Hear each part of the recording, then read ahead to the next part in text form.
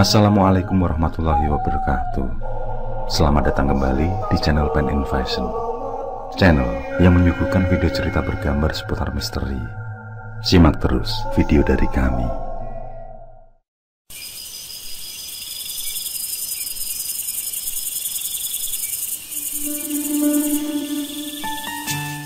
Pukul 11 malam, acara pun selesai. Mereka juga butuh istirahat, apalagi esok hari Intan akan mengajak mereka berwisata ke kebun bunga. Maka mereka pun segera masuk ke kamar yang sudah Intan siapkan. Santi, Vina, dan Desi tidur sekamar, sedangkan Inke dan suaminya tentu berada di kamar sendiri. Ada 4 kamar di rumah Intan. 3 kamar berukuran standar, sedang 1 kamar berukuran lebih kecil untuk asisten rumah tangga sekaligus pengasuh sang buah hati. Tidak butuh waktu lama, suasana yang semula ramai dengan obrolan canda tawa berangsur surut dan hening kembali menguasai. Mereka telah terlelap di alam mimpi masing-masing. Tidak terkecuali bagi Intan, ia pun menggantikan Bibi yang menjaga anaknya sedari tadi. Si Bibi memang bukan orang lain. Ia masih memiliki hubungan saudara dengan Bagaskara, suami Intan.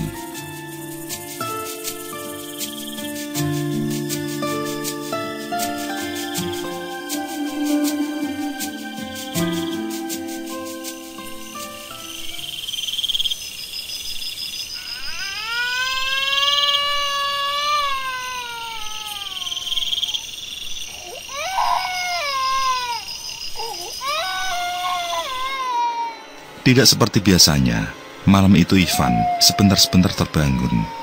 Balita itu selalu menunjuk-nunjuk ke arah pintu kamar tiap kali ia terbangun. Awalnya hanya menunjuk-nunjuk, namun sesaat berikutnya ia menangis. Balita itu terlihat ketakutan setiap kali melihat ke arah yang sama.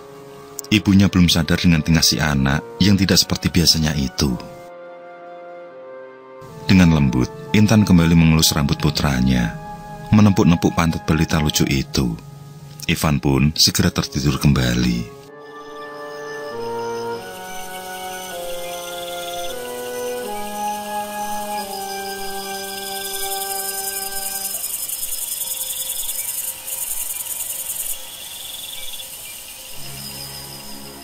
Setelah Ivan pulas, giliran Intan sendiri yang gelisah. Rasanya susah sekali baginya untuk memejamkan mata. Rasa kantuk yang sudah menderanya hilang seketika.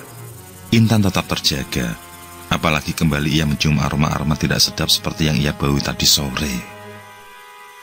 Aroma itu semakin jelas, bau anyir darah. Ia heran, dari mana bau anyir itu datang. Ikan laut dan daging sapi yang ia beli juga masih segar. Ia juga melihat sahabat-sahabatnya itu makan dengan lahap. Ingatannya kembali melayang ke waktu beberapa jam yang lalu. Terlintas di benaknya saat Vina dan Inke sibuk mengupas buah, sedangkan Santi membuat minuman dari buah-buah tadi. Ia juga ingat suami Inke lah yang membuat bara api arang menyala. Tapi sejenak Intan berpikir keras. Mengapa ia tidak ingat Desi? Ia benar-benar lupa apakah Desi bersama mereka atau tidak. Ia tidak ingat sama sekali. Meskipun secara logika seharusnya ia tidak perlu menanyakan hal itu. Pastinya Desi pun bersama mereka juga.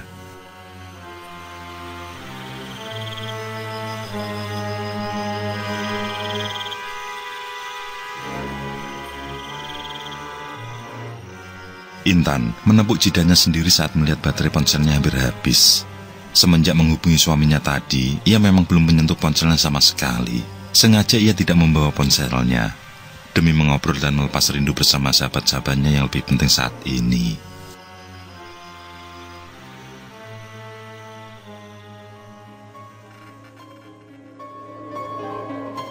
Intan pun telah mengecas ponselnya. Ia sudah akan beranjak tidur, namun sejenak ia memeriksa pesan yang masuk. Siapa tahu suaminya menanyakan sesuatu.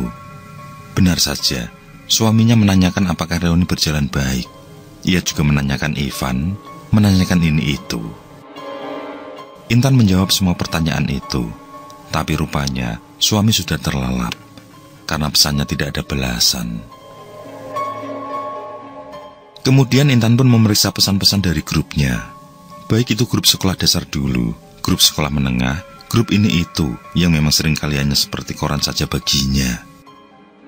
Bukan tidak mau mengikuti kabar-kabar atau mengobrol dengan teman-teman di grup, tapi memang mengurus anak dan rumah tangga benar-benar menyita waktunya. Apalagi kalau si Bibi sedang pulang.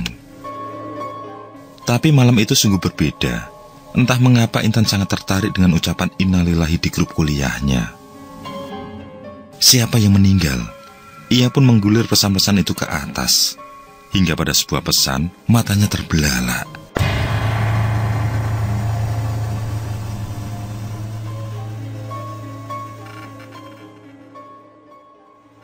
Ia pandangi ponselnya, seperti ada sesuatu yang sangat mengejutkannya. Berkali-kali ia mengucek kedua matanya, tapi pesan itu memang benar adanya. Ada gambar-gambar yang berkaitan juga dengan berita duka itu. Saat itu juga, ia merasakan lemas.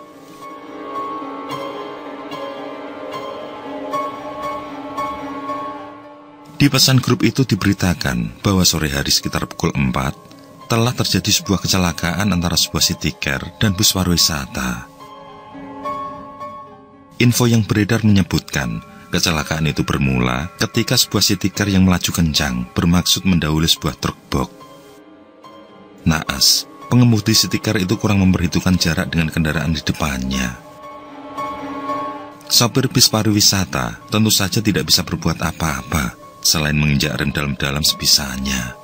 Naasnya, moncong city car itu langsung tergilas bodi bis yang besar. Pengemudi city car meninggal di tempat dengan tubuh hancur. Dan pengemudi city car yang diberitakan di grup itu tidak lain adalah Desi.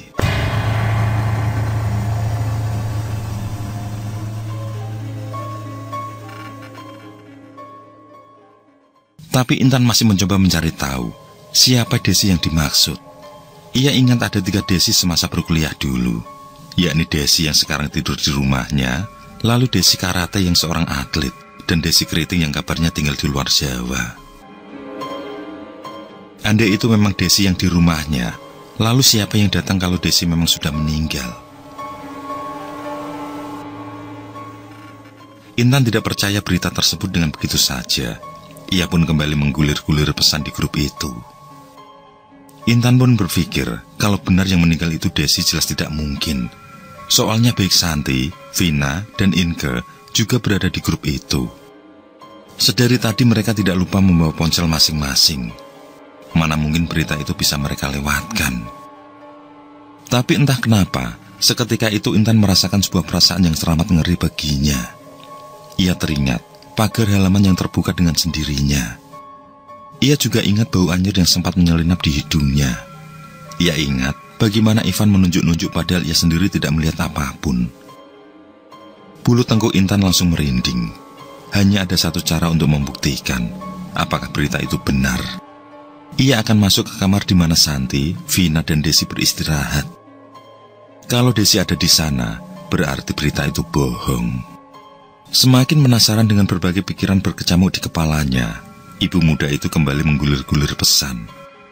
Ia cermati baris demi baris, siapa tahu ada informasi yang lebih jelas. Herannya, ia tidak menemukan postingan yang pertama kali menyebutkan siapa Desi yang dimaksud. Namun ketika sebuah komentar ia baca, kali ini benar-benar membuat Intan semakin cemas. Alhamdulillah, aku sehat-sehat saja. Ini aku sekarang lagi di Manado, kata seorang yang di sana juga tersemat nama Desi.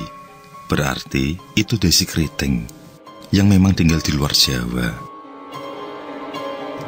Alhamdulillah, aku juga baik-baik saja. Ini aku sama anak-anakku. Desi Karate ikut mengambil komentar, bahkan disertai foto bersama kedua anaknya. Berarti yang meninggal itu benar Desi yang ada di rumahnya.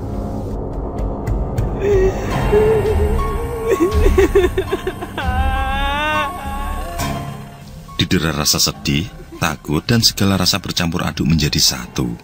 Tangis Intan pun pecah.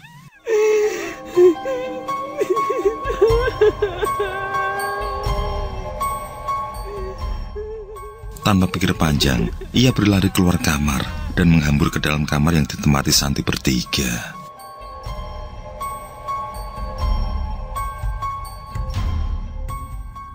Benar saja, di kamar itu hanya ada Santi dan Vina yang tengah tertidur pulas. Intan pun sesenggukan sembari menggoyang-goyangkan kaki kedua sahabatnya. Santi dan Vina yang merasa kakinya digoyang-goyang segera terbangun. Mereka melihat Intan tengah sesenggukan di hadapan mereka. Santi dan Vina pun saling pandang.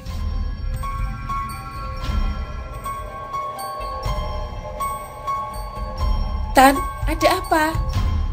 Tanya Vina agak bingung. Intan belum menjawab. Sekuat mungkin ia mencoba menenangkan hati.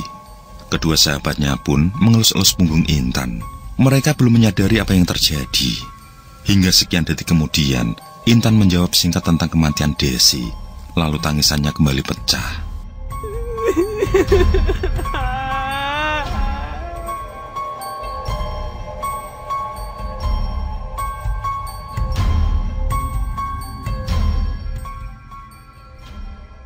Tentu saja baik Santi maupun Vina merasa tidak percaya. Tak urung Vina yang melihat Intan tidak sedang bercanda, menanyakan tentang siapa Desi yang dimaksud. Belum sempat Intan menjawab, mereka menoleh dan tidak melihat Desi di sebelah mereka. Santi dan Vina kembali saling pandang. Mereka yakin jika tadi Desi tidur bareng mereka. Intan yang sudah mampu mengendalikan diri pun menceritakan isi pesan di grup kuliah mereka. Bersamaan itu pula, Santi dan Vina meraih ponsel masing-masing. Sama halnya dengan Intan, keduanya pun sama-sama tidak mengetahui berita duka itu. Padahal dari tadi mereka juga melihat isi pesan di grup meski hanya sekilas. Aneh, bagaimana mereka tidak mengetahui kalau ada berita duka itu?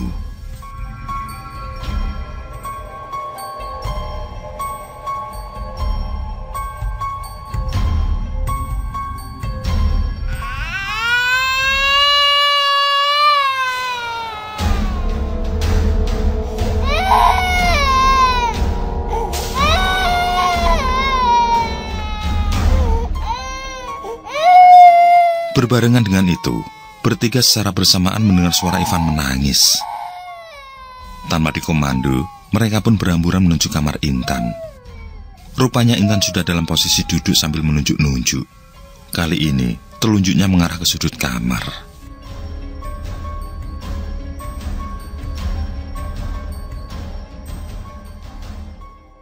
Dengan sigap Intan langsung menggendong putranya. Sebisa mungkin ia menenangkan buah hatinya itu. Ivan masih saja menunjuk-nunjuk ke arah sudut kamar. Intan terpaksa membawanya keluar dari kamar itu. Namun, meski sudah berada di luar kamar, Ivan masih saja menunjuk-nunjuk. Hingga, tatapan Intan pun terfokus pada arah jari telunjuk putranya. Awalnya ia memang tidak melihat apa-apa. Namun setelah beberapa detik berlalu, secara samar ia bisa melihat ada sosok tubuh tengah berdiri di dekat pintu.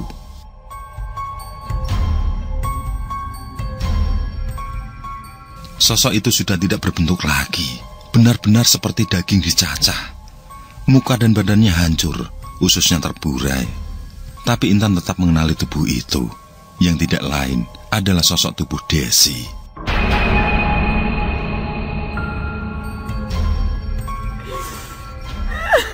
Tangis pilu yang menyayat hati terdengar oleh Intan. Sedangkan Santi dan Vina justru tidak melihat sesuatu pun. Tapi mereka paham, Intan sedang menyaksikan sesuatu yang tidak tampak bagi mereka. Mereka pun menghalangi Intan yang mencoba mendekat. Dengan halus, Santi mengajak Ivan untuk digendongnya, dan anak kecil itu pun nurut, meski tetap menunjuk-nunjuk ke arah dekat pintu. Dengan gemetaran, Intan mendekat ke arah sosok mengerikan itu. Tapi sebelum kakinya sempat melangkah, sosok itu telah lenyap. Hanya sebuah kalimat mengiang di telinga Intan. Urusan durung rampung.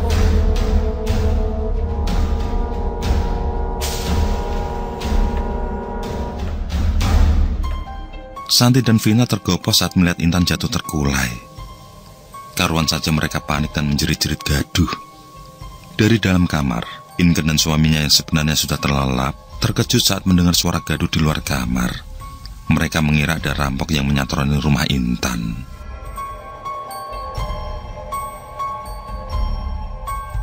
Suami Inke dengan gagah keluar dari kamar. Ia sudah bersiap andai memang sedang terjadi perampokan. Setibanya di luar kamar, yang ia lihat justru Intan tengah tergeletak pingsan. Bersama-sama mereka pun membopong Intan kembali ke kamarnya. Si Bibi yang ikut terbangun karena suara gadulah yang pertama kali menangani bosnya itu. Ia mengurut-urut lengan dan kepala Intan menggunakan minyak kayu putih. Malam itu telah terjadi geger di rumah Intan.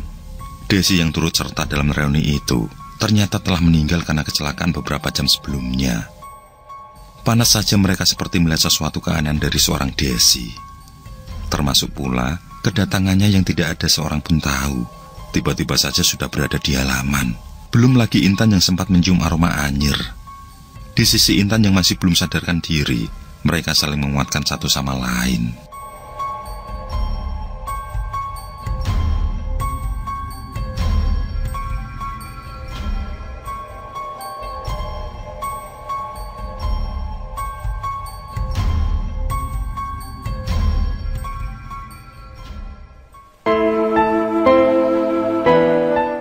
Lima bersahabat, Intan, Santi, Vina, Desi, dan Inke, kini tinggal berempat. Desi telah mendahului mereka, dan berempat itu mereka khusuk di sebuah makam. Dengan bunga yang masih segar tertabur di atasnya.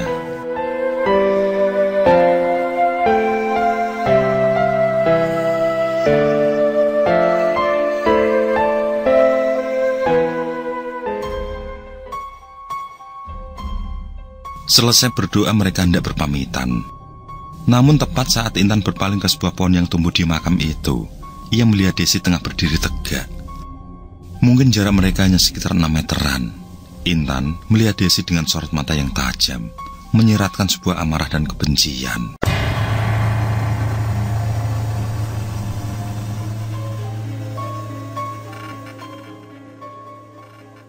Reuni yang bertujuan baik itu untuk sementara justru menjadi awal kejadian-kejadian horor di rumah Intan.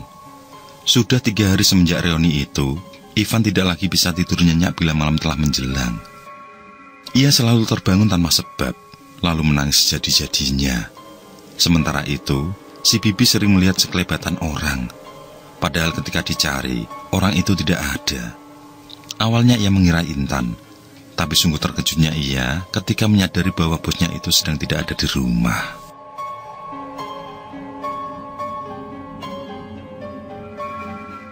Pertanyaan demi pertanyaan mengisi benak Intan. Apakah kematian Desi yang tragis kemudian menjadi penyebab arwahnya menjadi gentayangan?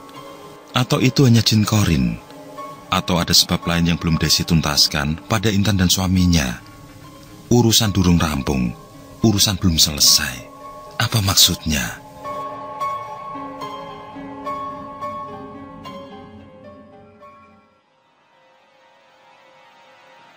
Siang itu, Intan mencecar banyak pertanyaan pada si Bibi. Berulang-ulang, si Bibi menggeleng. Intan merasa heran saja, karena tiba-tiba bibinya itu pamit pulang tanpa ada alasan pasti. Di saat tidak bisa berpikir lagi, akhirnya si Bibi beralasan kalau ia merasa ketakutan. Teror sosok mengerikan dan suara-suara aneh membuatnya merasa tidak tenang. Intan memohon supaya si Bibi tetap tinggal. Intan yang juga mempunyai perasaan takut butuh seorang teman di rumahnya. Apalagi suaminya akhir-akhir ini sedang sering keluar kota. Si Bibi pun luluh. Ia mengingat di mana orang tua Bagaskaras dari dulu sangat baik pada keluarganya. Meski mereka berkerabat jauh, mereka tidak segan membantu ekonomi keluarga si Bibi. Dengan pertimbangan itu, si Bibi pun akhirnya bertekad dan membantu sebisa mungkin menyelesaikan apa yang sedang terjadi. Perempuan berusia 30-an tahun itu memang menyayangi keluarga itu seperti keluarganya sendiri.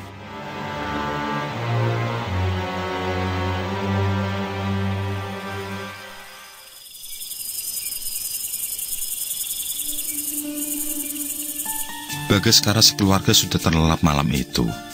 Maklum juga karena waktu sudah menunjuk angka 1 dini hari. Apalagi cuaca yang sangat dingin. Baik Intan maupun suaminya sudah berlindung di balik selimut masing-masing. Sedangkan Ivan, anak mereka, berada di tengah-tengah dengan nyaman. 3 hari sudah semenjak reuni itu, Intan pun sudah menceritakan kejadian menyeramkan pada suaminya.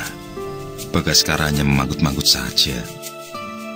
Laki-laki itu bukannya tidak percaya hantu atau lelembut, tapi ia tidak percaya kalau arwah Desi yang datang. Ia sangat yakin roh orang yang meninggal sudah berada di alam barzah. Mana mungkin bergentayangan, kecuali kalau itu jin korin.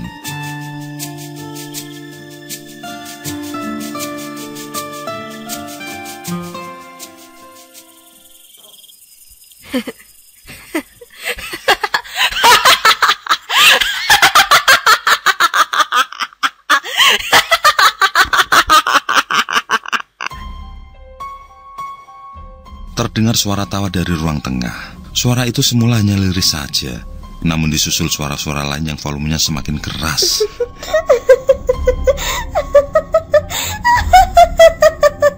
Bagaskara yang posisi tidur berada di pinggir menggeliat mendengar suara gaduh itu. Matanya masih terlalu lengket untuk terbuka. Namun suara gaduh itu makin keras terdengar. Bagaskara menguap sebentar sebelum memasang sebuah guling untuk menjaga Ivan agar tidak jatuh dari tempat tidur. Setengah malas ia pun beranjak dari kamar, berjalan pelan mencari sumber suara. Sesampainya di ruang tengah itulah dirinya dibuat terheran-heran. Jelas ia terheran karena televisi di ruang tengah itu sedang menyala. Padahal semua penghuni rumah sudah tidur. Si Bibi pun mana berani menyalakan televisi dengan volume yang sangat keras begitu. Apa kata tetangga kalau begini mengganggu istirahat orang lain? Tapi siapa yang menyalakan televisi?